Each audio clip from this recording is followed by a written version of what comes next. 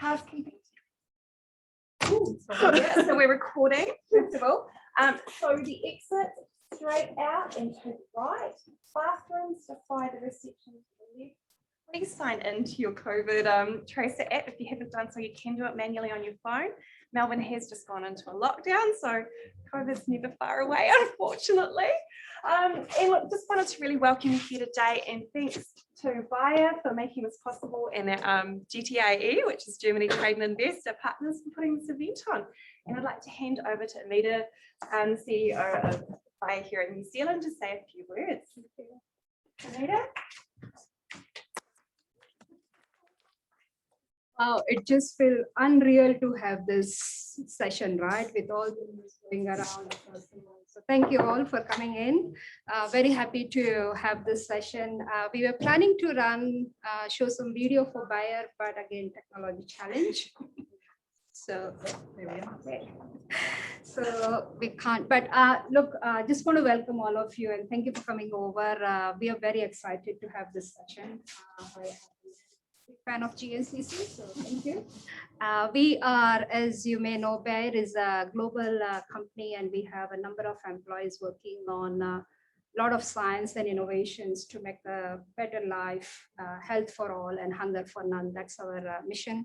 We are also having technology around all the divisions, crop science, consumer, and pharma. We are also one of the biggest top 50 to 80 companies who spend a significant amount on R&D activities and innovations. And coming to the crop science area, we have almost 20%. The total Bayer, we are overall Bayer, we are spending around 20% of our revenue on our R&D and innovations, so across all the divisions. And when it comes to crop science, we are the innovations leaders. We have a lot of technology and exciting things coming in. We do deliver a lot of innovative products in all the different business across Australia and New Zealand. Yeah. So we have our topic. Chris will talk about it. All I want to say is that technology is a buzzword right now, and one would like to think that technology is the solution for all the problems. I would like to think technology is a tool to find the solutions for the problems we are facing, right? So with that, very excited to be here, and we have a lot of interesting topics, so I'll hand over. Yeah, thank you. Thank you, Amy.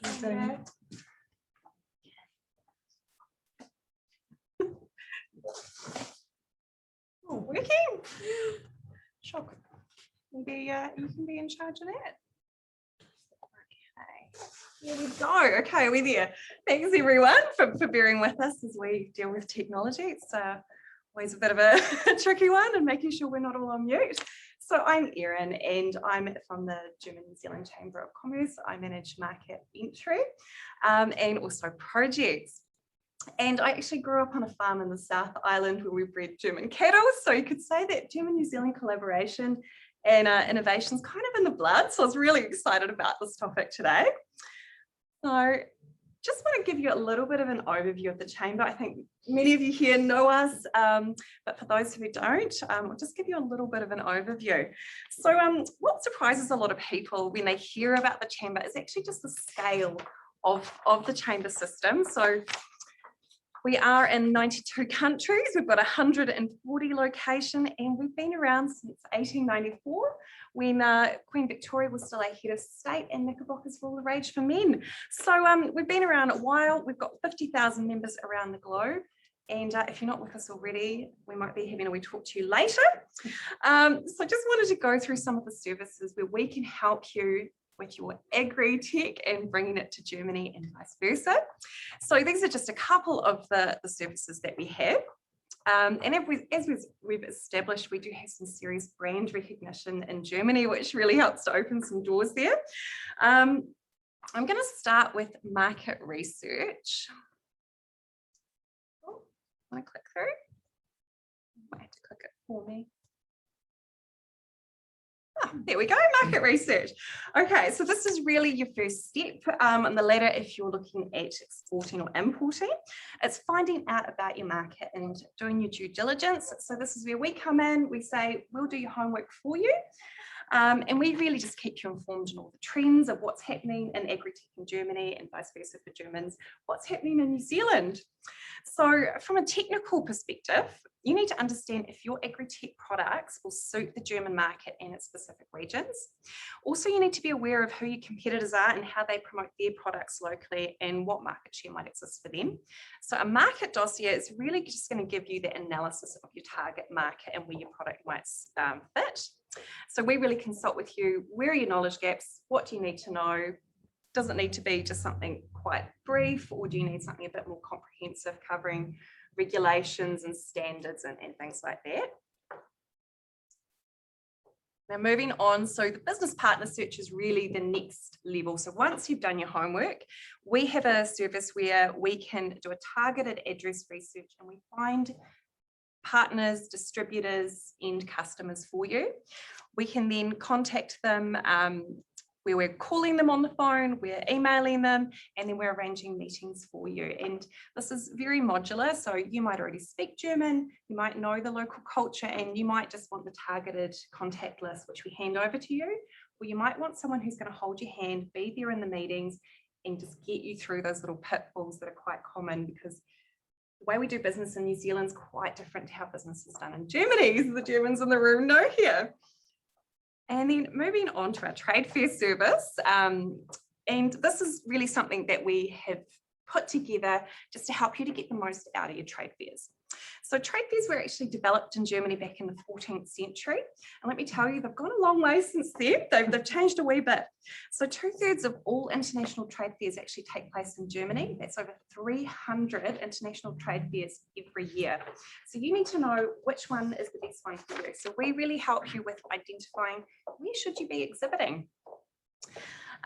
We then assist you with the process of getting into these shows. So just to give you an example, Fruit Logistica in China has over 3,500, Berlin has over 3,500 exhibitors. It's got a 5-year waiting list to get in. You basically have to wait until someone drops out. So we're going to help you with all of that.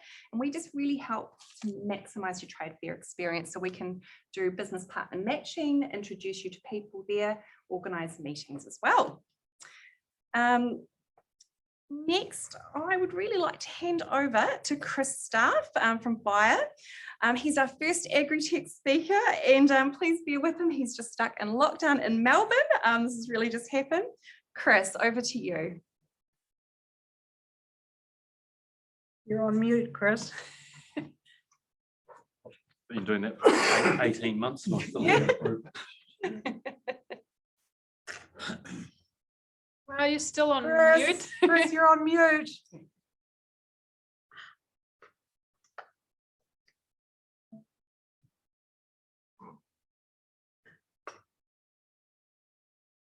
These are the joys of this new era. Sorry, I couldn't. Can you hear me now? Yes, we've got you, Chris. Right. And I've just realised I've got off the presentation mode. Is that right? Yep. Yeah, here we go. Sorry about that. I lost the ability to unmute myself on the screen here. I'm sorry. Thank you, Aaron. And as you can clearly see, I would much rather be there with you in person and avoid all of this. But obviously, it's a bit of a difficult concept to execute at the moment, travel. And yeah, as you mentioned, Aaron, we've just been advised by our government here. We've got another 7-day lockdown, which is unfortunately a scenario we're only too familiar with. But I am very grateful for the opportunity to speak with you all. And I wanted to actually use the time that we have today to potentially answer a question I get asked a lot as the leader of the newest part of the Bayer team, which is digital farming, the newest part at least of our business footprint, which is digital farming. And that question, frankly, is why? Why is a leading chemical and seed and trait technology provider investing so heavily and moving, or we're trying to move so rapidly into a digital space and into the incorporation of digital technologies in what we do? And it's honestly a very fair question. As Amita mentioned, we've got a long history of market leadership in research and development and investment in innovation in our core portfolios, and that will continue, and it needs to continue. But the reason that we're moving so heavily into this space, so I attempt now to click,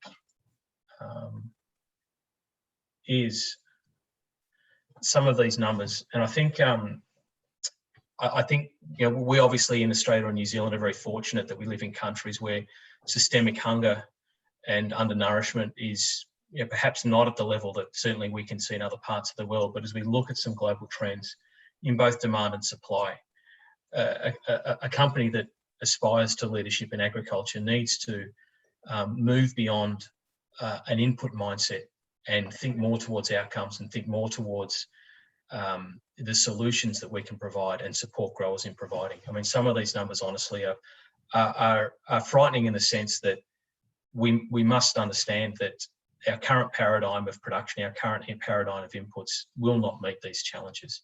So when we're looking at increased demand of 2 billion people, significant increases in expected meat consumption, and doing that on a resource base that is only constraining further and further, we certainly need new methods of adjusting and developing and delivering technology and solutions to growers. And so that becomes really the reason for the focus that we have in Bayer of moving beyond input provision and starting to think more along solutions. And when we say solutions, we refer here to tailored solutions. And certainly in my decade plus with Bayer, I think back to how we used to refer to a tailored solution, and we used to think about, well, we have a product here, we have a product there, let's just put them together and we'll sell that to a market, in fact, in an entire country or region as a tailored solution. A tailored solution now is much more than that. It's a combination of many elements. It's a combination, firstly, of data.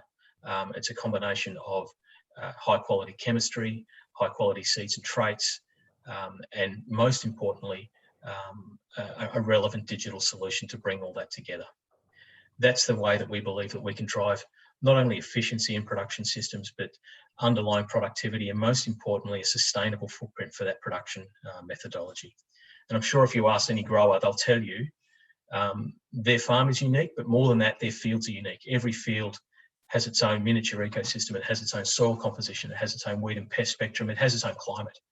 And so with no two farms being alike and no two fields being alike, a one-size-fits-all management strategy or input strategy can have really serious consequences, especially with the challenges that we know we're facing on a global level. And that farmer, when we're looking at that field level, they're dealing in an incredibly complex environment. They've got an increasing and understandably increasing societal expectation of the sustainability of their operations. They're dealing in an increasingly complex regulatory environment. They're dealing with an increasingly complex climatic environment. And they're dealing with a further reduction of the tools that they used to have in order to operate within that space. So a solution from our perspective now needs to move beyond a simple product that does a single job and needs to create a more holistic environment and approach to support how a grower operates. So what we believe that digital farming can do is increasingly provide farmers with even more targeted solutions by identifying precise timings and quantity or quality of inputs for subsets within each field. We believe that applications can be tailored for individual farmers and individual fields, improving their yields while saving costs and driving sustainability. So let me explain to you maybe just quickly how we believe we can do this in Bayer. So in Bayer, our focus when we think about data and digital technologies is really focused on rapidly upscaling our use of machine learning and artificial intelligence technologies to help us analyse crop data, weather data, and other agricultural data layers to increase yields, maximise productivity, importantly, reduce risk for farmers, and most importantly, minimise the environmental footprint of farming. And that's really important because we believe that driving innovation in that space not only helps us achieve the really significant sustainability goals that Bayer has in front of it, but also as a leader in agriculture and an aspiring leader of solutions in sustainability, we can support farming as an industry, drive a more sustainable future. A couple of quick examples how we can see this becoming really tangible, and this is for Australia and New Zealand both. We believe that with technology that enables us to more precisely map weeds, pests or diseases, coupled with precision application technology, we can see significant, and we hope to see significant reductions in the deployment of overall chemical volumes. That's super important. We're really excited about that. Similarly, if we look at plant health mapping and soil condition mapping, we believe we can drive more tailored levels of nutrient applications. So we feel we can reach a point where inputs into cropping systems can be really tailored and optimised and ultimately reduced, which is a great outcome. Another example that we're working on now in other parts of the world, specifically Brazil and the US, but with a clear plan over the next 12 months to introduce similar platforms in Australia and hopefully in the near term New Zealand as well, is a pilot whereby growers are being enabled by us to develop regenerative farming practices and take on particular agronomic choices that would allow us to develop and then measure the carbon sequestration on their farm. That will allow growers to access new potential streams of revenue based on their environmental performance. And these programs are only made possible by the ability of our digital farming tools to accurately measure both the type and the impact of those on-farm activities. So what we can see is that digital tools and data science are rapidly accelerating agricultural innovation and transforming farming to advance how we convert these natural resources into food and ultimately have a positive impact on the planet. So in Bayer, what does that mean? I'm just looking at one slide here. Is this coming across? Yeah. So in Bayer, we're really fortunate with the acquisition of Monsanto a few years ago that with that acquisition came FieldView. And FieldView is the global leader in farming software platforms. It's commercialised in 23 countries, has over 100 million connected acres. It's been developed over a decade to specialise in the collection, the storage, the processing and visualisation of data and associated data models. So a connected FieldView farmer has the ability to firstly generate data via our FieldView drive. So it's a small drive that plugs into a range of on-farm machines, and it's extremely compatible with the breadth of machine brands and components that are present in both New Zealand and Australia. It's able to integrate other various data layers that might include weather data, soil data, other various forms of imagery or remote or proximal sensing data. And it's then able to visualise that data back to growers in a way that transforms the data into insight and actions, both in season. So for example, if we've got field health imagery readouts and images that we provide to growers, they're able to detect the underlying field health in subsets of their fields pretty rapidly and then be able to respond in season to those changing circumstances. Or if we look at the range of yield analyses that we have in the platform, they're able during their critical planning windows to understand what was the correlation between a particular input program and a yield outcome, or a particular soil type and a yield outcome.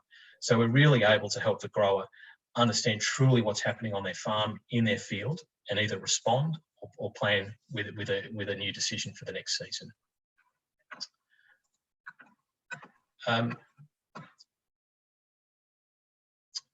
So what's happening in Australia and New Zealand? Well, we feel that with FieldView, we've got a great tool that will enable farmers to have, firstly, a farmer-friendly data use policy, offers really tangible benefits for farmers and society as a whole. And as the technology within FieldView advances and farmers are able to use FieldView more and more to capture more data, realise deeper insights over time, we believe we'll continue to be able to identify new opportunities to enhance sustainability and on-farm outcomes.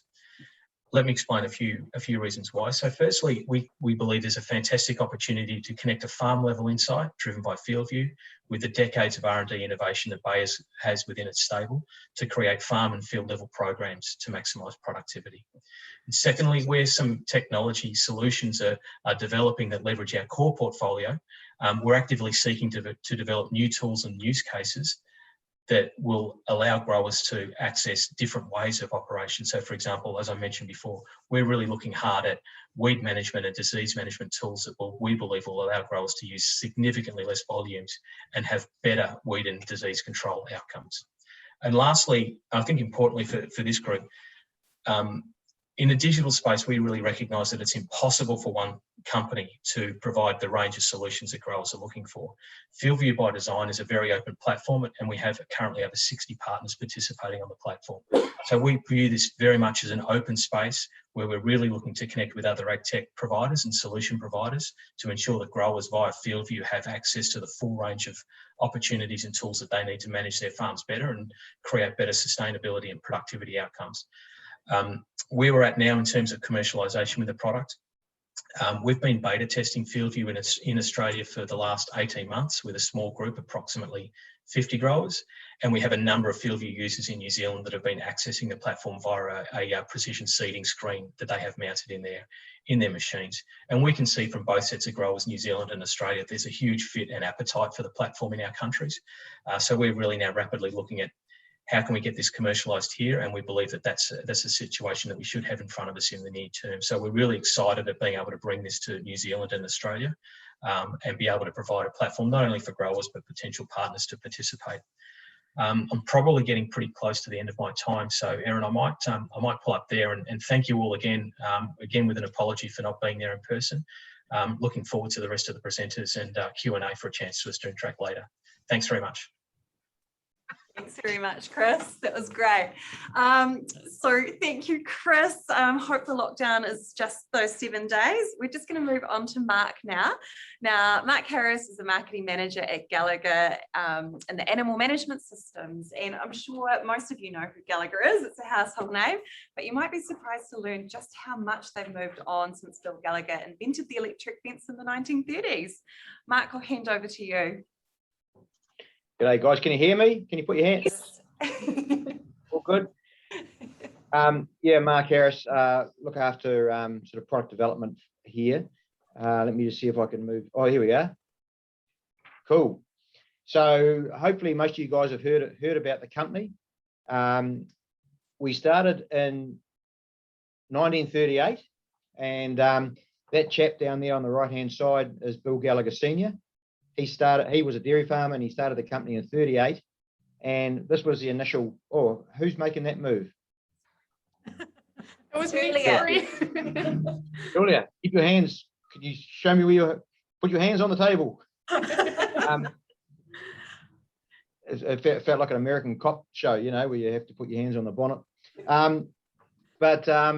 Yeah, so that was the initial primacy, and he started making electric fence units for the local dairy farmers, gates, fertilizer spreaders, that kind of thing. So he was sort of a general agricultural engineer, but the electric fence was a key part of it.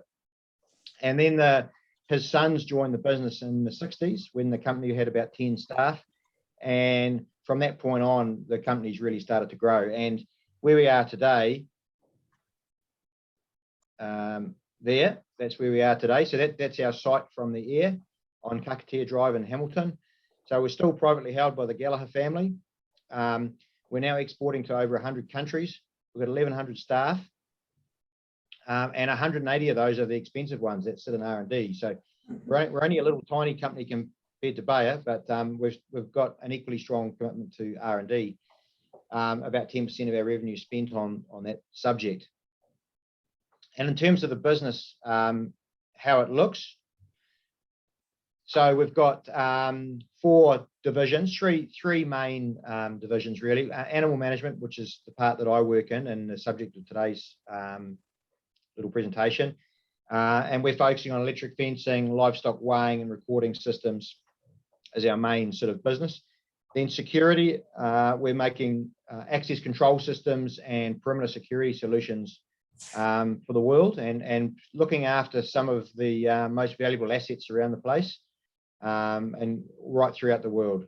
A lot of governmental work in the States and Australia and Europe, where we've got really high-end security systems that offer a great deal of protection. Then fuel systems, that's a relatively regional business, New Zealand, Australia. When you fill your car up with gas, there's a reasonable chance in these 2 countries that that pump was made by us. The electronics, the integration of etc. And then lastly, contract manufacturing. We've got 3 manufacturing sites in New Zealand, and we do a fair bit of outside work, and that keeps us understanding where our cost base sits and provides a good service for other smaller companies in New Zealand. So we've had a very long-term relationship with Germany. So the focus of this little chat is just really a few snippets about how we've worked with German technology and what we're doing in Germany. So including with our last speaker, Chris, we buy quite a lot of raw materials, or not a massive amount, but quite a bit of raw materials from Bayer, some quite high value resins that enable us to make some cool products. And I'm going to hold one up and you might recognize it. So these are some milling machines. These are sort of $500,000 machines that come out of Germany, and we use these to make our tools, to make our injection molding products. So we tend to use quality equipment, and we all know that the German people are famous for the quality of their equipment. Once we've got our injection molding tools, we put them up into molding machines and make a lot of plastics. So the electric fence, as you guys know, you have to insulate the wires so that the fence can hold a voltage and not short. And so we make a lot of insulators, and a lot of our electronics products, our energizers, our weighing systems, and our readers that are used in the security business, they all require plastic moldings. And so we've got quite a decent sized mold shop. And in here, we've got a number of Arberg molding machines out of Germany, which are high quality machines, really long service life, and a relatively low cost to run. So they're quite a popular machine in our plastics factory. There's other stuff as well. You guys would know about, a number of you guys in the room have probably experienced the electric fence. I hope you have, and I hope it was unpleasant, because that's how they work. So we make our own transformers which step up the voltage inside to give us a very high voltage fence up around 8 to 10,000 volts. But that's very safe because the pulse is very, very short. And these specialist transformers are what gives us really good performance and sets our fences on top of the world in terms of how well they're able to control animals. This other gadget on the top there, this is a machine that we use to pot some of our readers. That means fill it with resin to stop the water getting in and make them work really well outside over long periods of time. More German technology. We've got laser markers. We do a lot of, we've got our own test lab so that we can certify our products and pretty much in-house. And some of that equipment, as you can see, is German. The other thing, of course, is the resins, as I mentioned to you, and I don't know if you can see, but some of our, this is an example. You can see that. I don't know if you can see that very well, but this is a flash new weigh scale with overmold. It's very robust. We can drive a vehicle over that and it'll survive. And there's some real high quality resins used in that thing, and some of those are supplied by Bayer. So yeah, we make some cool stuff. So in terms of the German relationship, Sir William first set up business there in 1978. It's a few haircuts ago. He set up distributors in both the north and the south. And at that time, the electric fences that we were taking into Germany were literally 1,000 times stronger than the locally made product. And we were the first foreign electric fencing company to go into Germany at that time. So the German business, we've got a number of area managers that operate out of Germany and service the dealer network there. But our headquarters is actually just over the road in Groningen, and this is our Gallagher Europe business, which services the whole of the European region. In terms of what we're selling, these are just a few typical images from Europe and Germany. So we sell to farmers over there, dairy farmers, cattle farmers, sheep producers, but also increasingly over the last probably 25 years, a heck of a lot of hobby farmers, hobby people that might just have one horse or two horses as well. So it's quite a diverse business that we have up in Europe these days. I think we've got about 120 or 130 people on the agricultural side of the business up there, and we would have another 50 or 60 in the security side. So we've got a lot of Europeans up there promoting New Zealand-made technology all over the European market. I just thought I'd show you this interesting little case study. You guys are probably all aware that right around the world, there's been quite a trend against culling wild animals. And so in virtually all of the continents of the world, we're seeing a massive rise in the number of wild animals. And in Europe, the wolf has come back. And there's been an awful lot of problems when wolves and people's animals come together. I think this was a 2017 article, and there was over 1,500 livestock killed by wolves. And of course, farmers, that makes them pretty upset.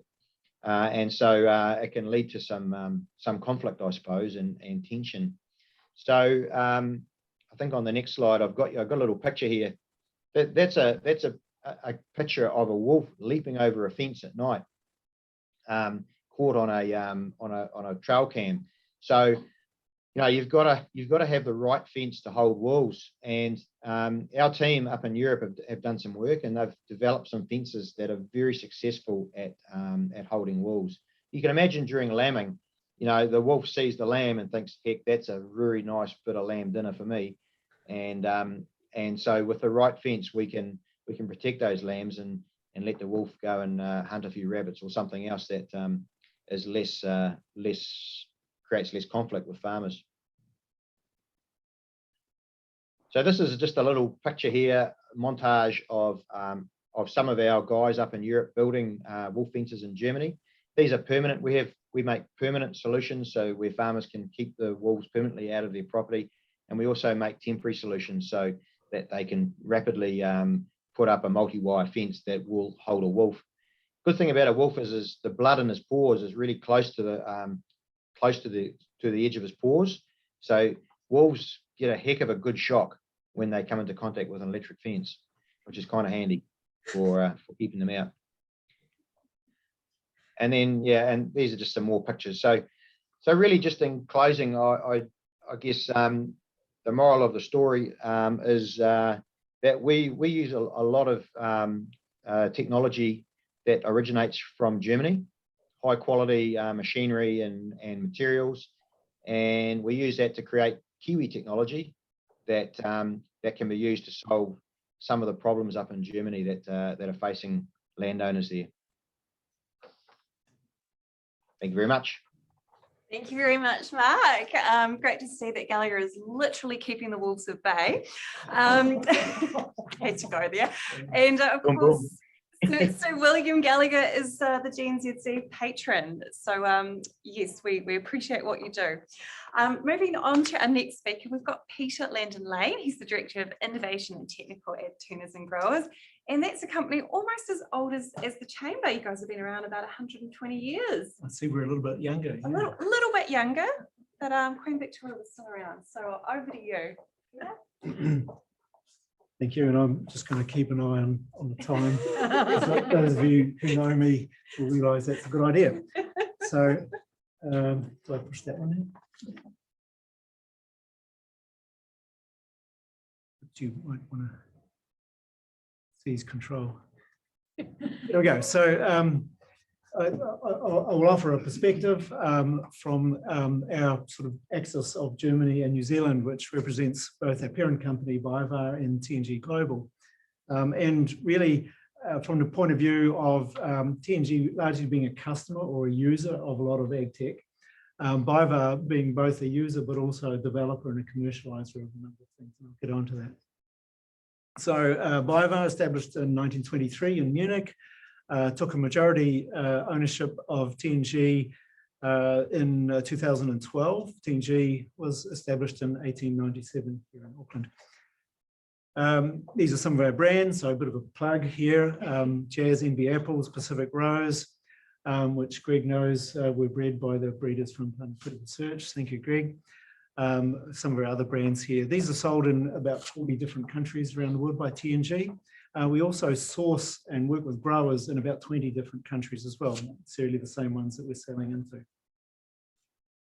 The BioVar group is interesting. TNG fits into the global produce part there, that second column, fresh produce. But BioVar brings together a number of business and technical capabilities that are quite relevant to AgTech, and it'll become apparent in the next few slides.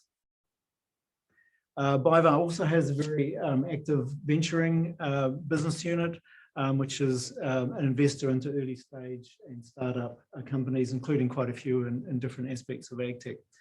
You'll see also in kind of hidden over on the right there that there is a small business unit which is about digital farming and e-business as well.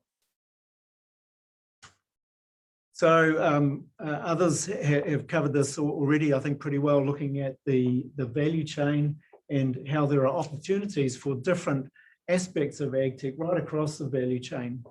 The examples I'll give will focus on fresh produce. I think AgTech is probably further developed in broad acre crops, grain and the like.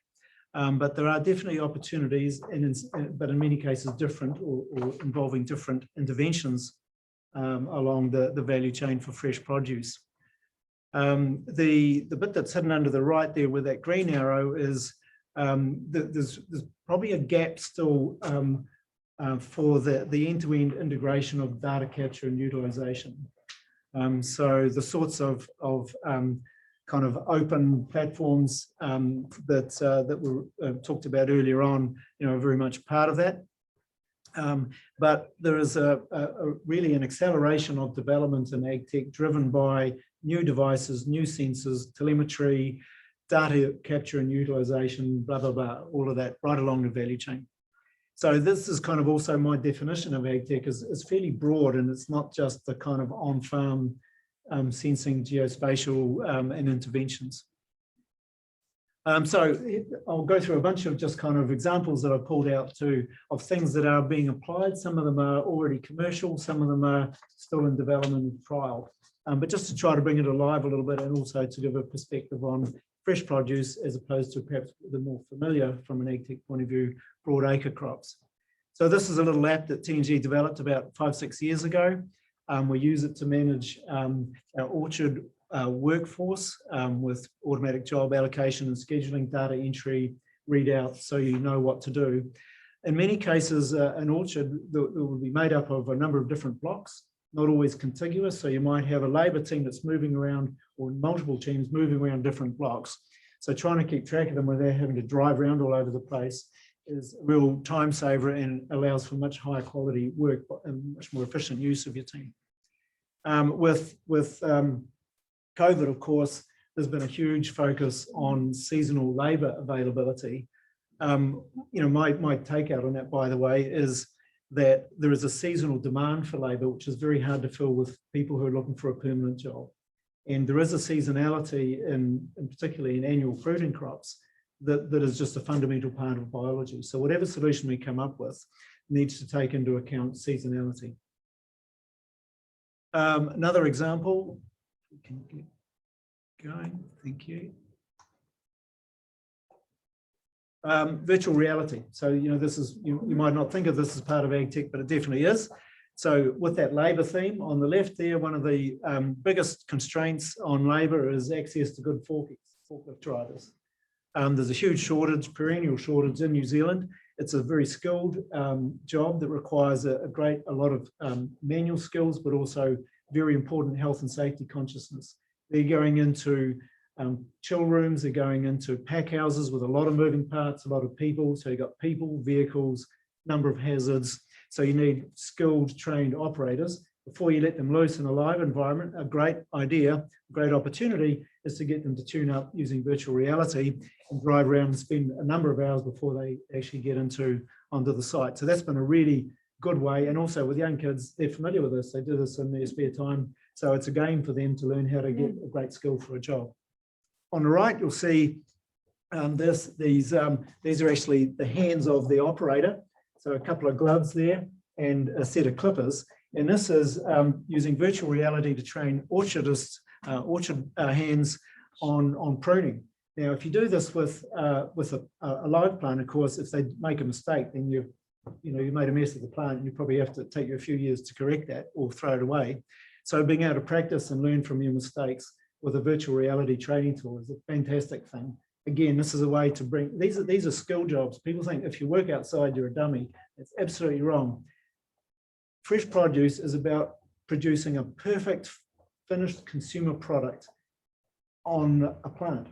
And that's a hell of a lot harder than putting it through a factory where you can manipulate the different ingredients from it and come out with something. So you need really skilled people working there.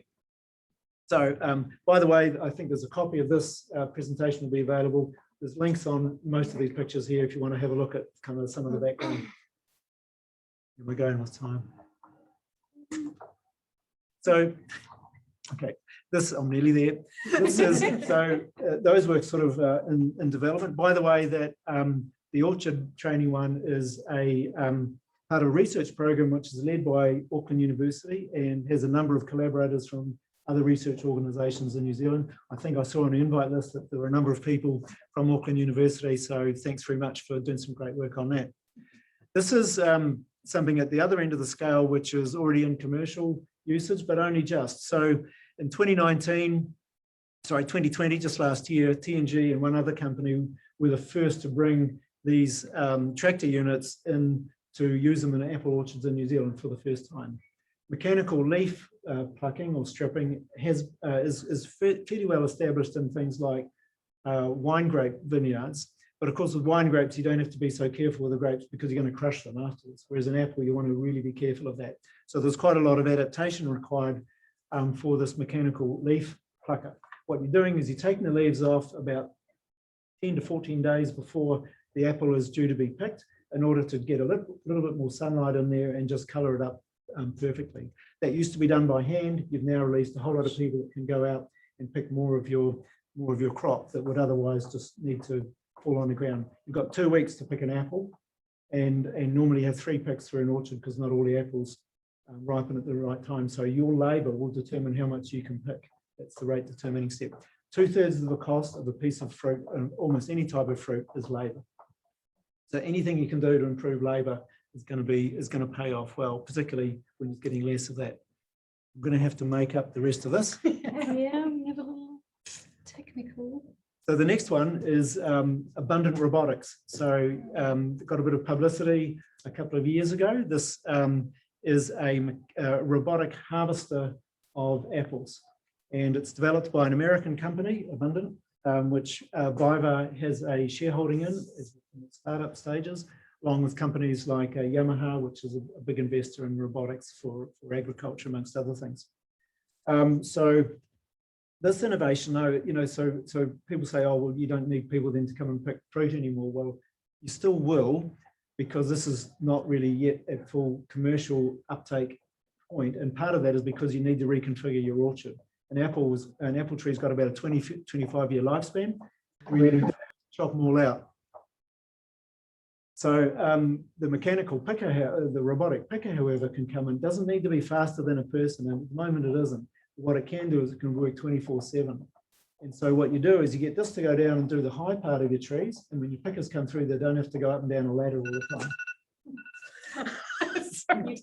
I get an extra 30 seconds. Yeah, you totally do. You've earned it. So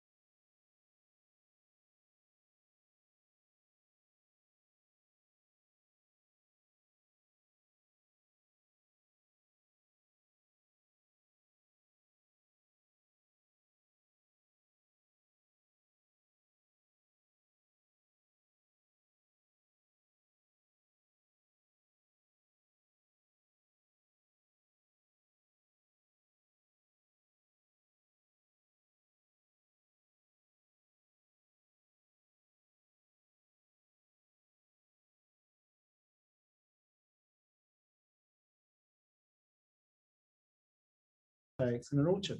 So BayWa's Agri-PV business unit is one of the leaders in Europe in developing these integrated solutions based on its large renewable energies business, which is a very big player in solar energy generation and operation. So it's the second to last one, that one there, yeah. Next one. Yeah. And so we are actually putting photovoltaics into a number of installations already in Europe. It's what did you say? Of eierlegende Wollmilchsau. So an egg laying, milk producing, does everything.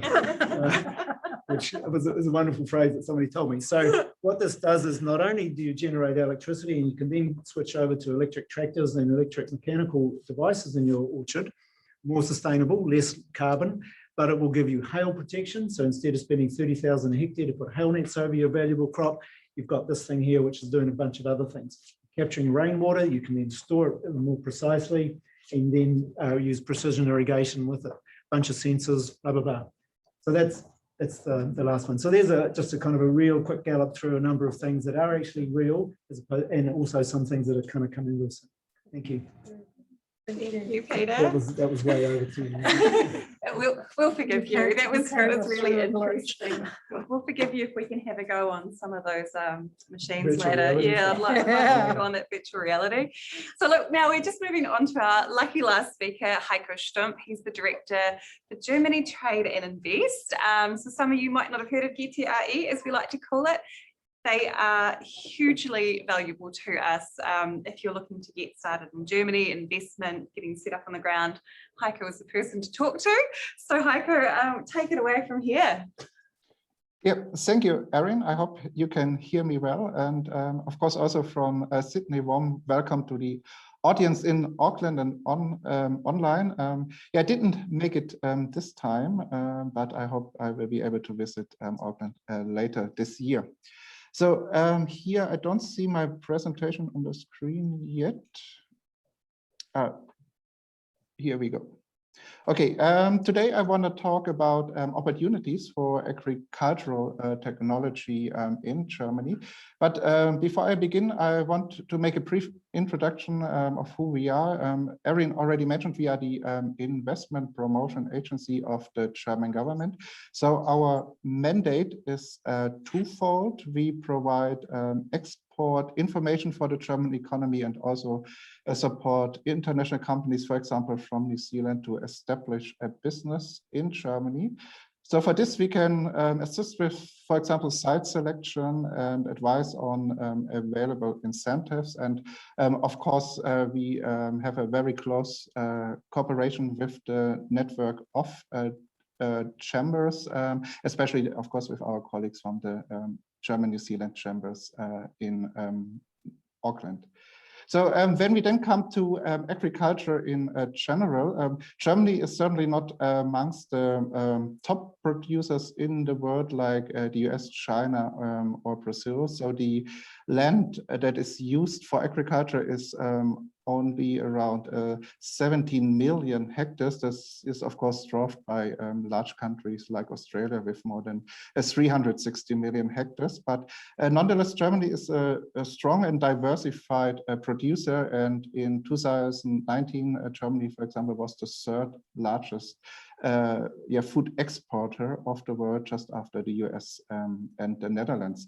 And just like New Zealand, Germany has a large dairy industry. So in fact, Germany is the largest dairy producer in the European Union with an annual output of 33 million tons. And that's even bigger than the production in New Zealand with 22 million tons. And another strength, for example, is cereal cultivation like wheat, barley, or rye. This is a very productive sector which expects to harvest 42 million tons this year. But on the other side, the horticulture industry in Germany is relatively small and can only supply about 1/3 of the local demand. That's why Germany is a large importer for vegetables and fruits, which of course also provides opportunity then for growers from New Zealand. The structure of the agriculture, of German agriculture, is characterized by a large number of farms. So there are almost 264,000 farming businesses. This, of course, also means that the average German farm is rather small in size, with only 63 hectares, and this compares with, for example, more than 4,000 hectares in Australia. But like in many other countries, there is an ongoing consolidation process, which means that the overall number of farms is constantly declining. In Germany, over the last 10 years, the number of farms decreased by almost 36,000, but there is a significant increase in the number of larger farms, especially in the range of more than 200 hectares. And this has, of course, also implications for smart farming methods, which are in generally more suitable for larger farms.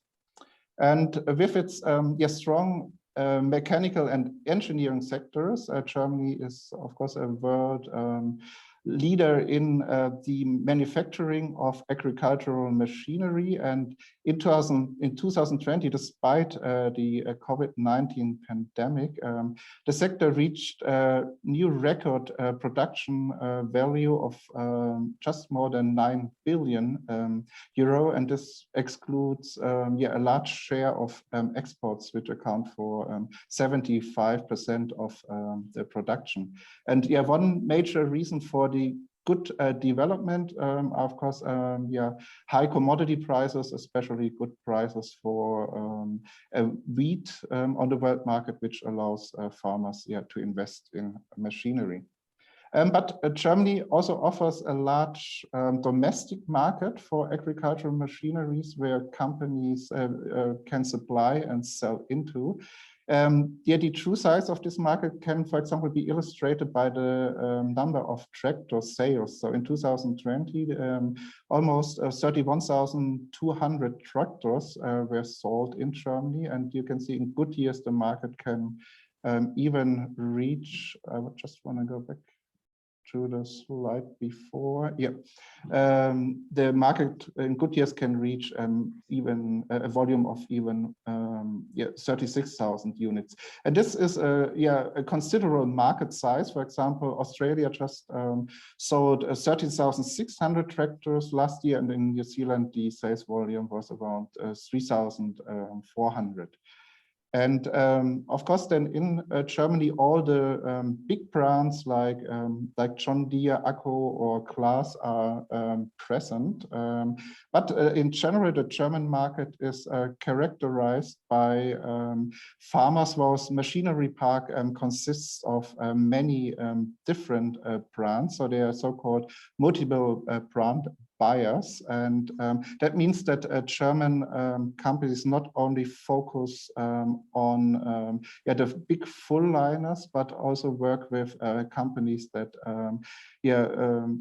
specialize on specific components. And that's why Germany also provides has a thriving landscape of many family-owned manufacturers that specialize on specific components. For example, Rauch is a company that only produces spreaders for fertilizers or seeds, and is a market leader in this field. And this is one reason why Germany can also offer an accommodating environment for innovative companies from New Zealand who, for example, target niche markets such as robotics or sensor-based analysis. So I just have to ask Julia, I want to move forward in the presentation and just want to go to this slide,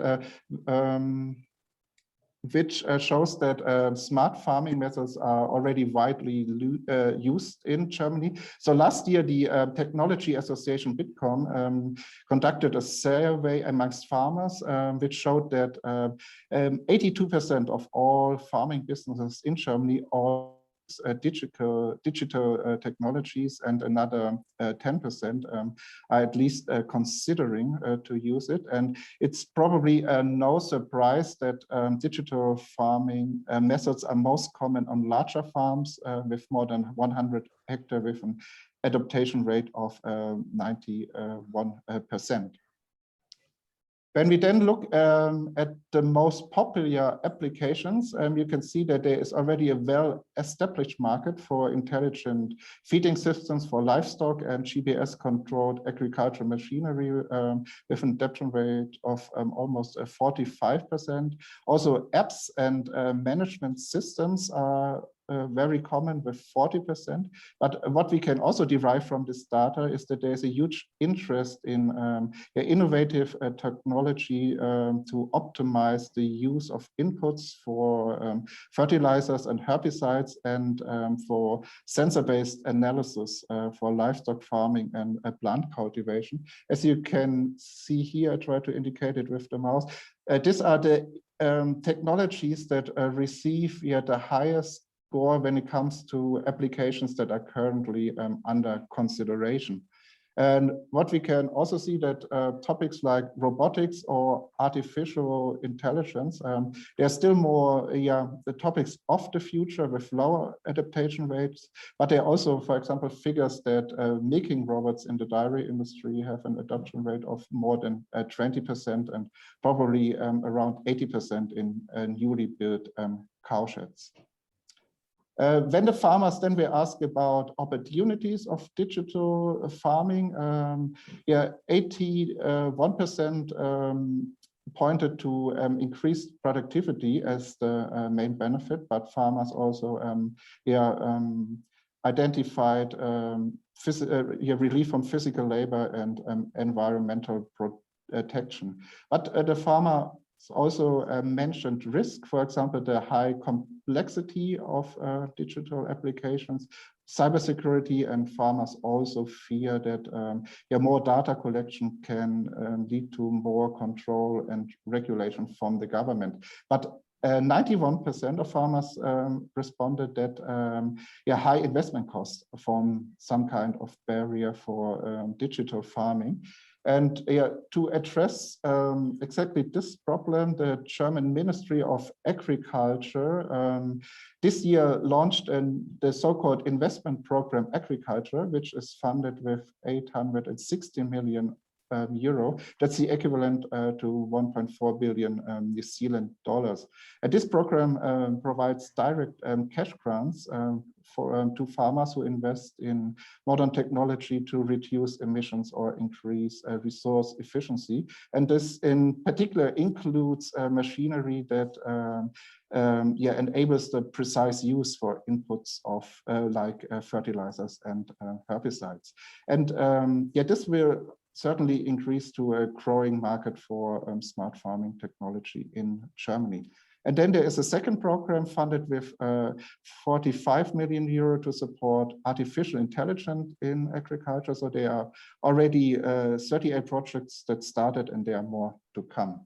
And to support innovation, the German government also provides 50 million euro to fund so-called digital trial fields. So these are test farms that conduct applied science and test the practicality of smart farming innovations. So there are now 14 projects that are already implemented, each focused on a specific topic. For example, you have the Cattle Hub, which develops, tests, and validates or digital assistance systems for cattle farmers. But there are other projects like focused on dairy or on the pork industry.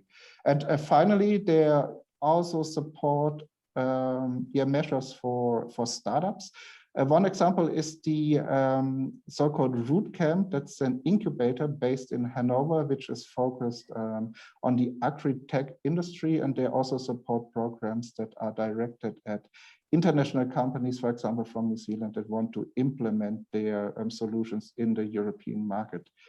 So if you're interested to get connected, don't hesitate to contact us. Also, when you want to learn more about opportunities in Germany.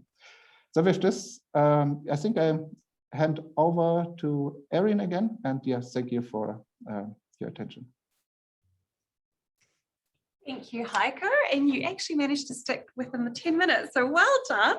As you can see, there's some huge opportunities in Germany. In fact, KPMG estimates that there's 25 billion in revenue growth potential in AgriTech. So Germany is clearly the market we need to be looking at here. So now it's time to move on to questions. Has anyone got any questions that they want to start with? I think we've got some online as well. So one that we had come through before, and this is one for Peter. What do you think are the main opportunities for agri-tech companies in the horticultural sector in New Zealand? I think probably as I mentioned in my presentation, I think anything that will kind of address labour constraints. But then, I think all of us talked about opportunities for precision agriculture, for smart decision making. There's still a lot of upside in agriculture productivity with lower inputs to meet those sort of global challenges that was mentioned. Very much. And Heiko, we've actually got one for you as well. So a bit of a major topic here in New Zealand and in the ag sector is climate change. So what's Germany doing to address emission targets for the agricultural sector in Germany? Yeah, that's a broad topic, but very interesting. Some maybe have heard in the news that the German government is currently legislating a new climate protection bill. This became necessary because I think it was in March this year, the German Constitution Court made a landmark ruling that the existing climate protection bill, which I think was just passed at the end of 2019, is insufficient, and now there must be even more ambitious rules. So what's currently discussed is that Germany will bring forward the goal of carbon neutrality by 5 years until 2045, and there will also be much more ambitious targets, medium-term targets for 2030. So by 2030, Germany now wants to reduce its carbon emissions by 65% based on the levels of 1990. So for agriculture, that means also there must be a contribution. So what's currently discussed is, I think, that especially the energy sector and the industry sector and mobility, they have to shoulder the steepest decline of carbon reductions. I think for energy, it's around 60% until 2030. For industry mobility, around 40%. For agriculture, the reduction path will be not that steep. Until 2030, I think around 50% reduction from the current level, but there is a strong need for solutions to make this possible. Thank you, Heiko. That was a very comprehensive answer. I'm amazed you can just answer like that on the fly. Does anyone else have any questions that they would like to ask our speakers while you've got the opportunity? I've just got one for Chris. Chris, you mentioned the partners on your platform, on the FieldView platform, 60 partners, I think you said. Are they just in New Zealand and Australia? Or is that worldwide? Yeah, great question. So that's a global list. Some of those partners definitely are present in Australia and New Zealand as part of global partnerships we might have. And I guess now as we're preparing for commercialisation, what we're looking to do is scan our local environments here across both of our countries and try and understand who might be some ideal candidates that we could prioritise for partnership, and whether that's based on a particular solution that they might have or a particular market presence that they have that would, I guess, be clear to us that growers would be wanting us to have a connection with. So, for example, in Australia, we have a platform called AgWorld, which is extremely popular as a collaboration platform between growers and their advisors. And that's an example of a partnership that we'd probably be looking to create so that we can make the availability of data for growers more easy and more easily to flow between various platforms so it's more centralized for them. Great, thank you. Chris. We have had a question come through from online, and I'm very blind, so I'm going to get really close. So from Alpeco, what is the interest for the German agricultural industry in non-toxic pest control products, specifically in bird control? That would be one for you, Chris. Bird control, probably a little bit outside of our crop protection. What I would say though, in general, we have a huge interest in biological control as a supplement to synthetic control, or in some cases as a replacement for synthetic control. So in principle, I think we can see where, maybe if I can address it in this way, where we can see that some of the let's say the propagation methods that would be, I guess we're looking for those propagation methods to be extremely consistent, because certainly from a Bayer perspective, we have a very strong and high thresholds in terms of the consistency and the safety of our synthetic products. And so what we're looking for when we consider biological candidates would be an equal level of consistency and performance and safety profile for them. So certainly in principle, it's an interest, it's of high interest to us. We, I think probably 7 or 8 years ago, made a $500 million investment in AgriTech, which is a California-based biological company. And we're starting to see, in addition to the early candidate products that we're able to bring from them into the market, a strong pipeline coming through. So definitely biologics are hugely beneficial when they can hit the necessary consistency standards. Thank you very much, Chris. Right. Anyone else curious? Any questions that you wanted to ask now? Okay. Thank you so much, everyone, for your time, and I hope you've all taken something away from this. Feel free to come and have a quick chat afterwards. Thank you. Thank you.